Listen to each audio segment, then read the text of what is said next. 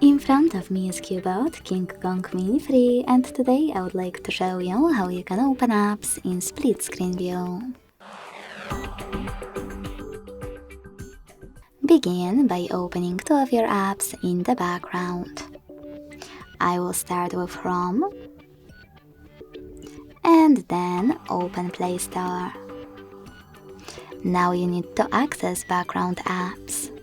If you are using Tricky's navigation, you can do that thanks to this square button.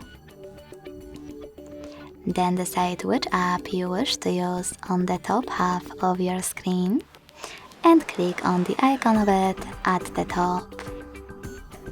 Then hit split screen and tap on the second app. As you can see, after that I can use both at the same time. To go back from this mode, drag one of your apps all the way up or all the way down and click on Home button. Thanks so much for watching. If you enjoyed this video, leave a like, comment and subscribe. Bye!